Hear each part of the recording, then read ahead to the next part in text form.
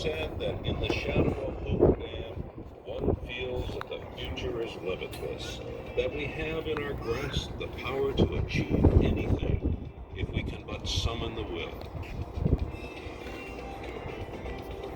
Thank you for coming and seeing one of the 10 most honored construction achievements in the 20th century.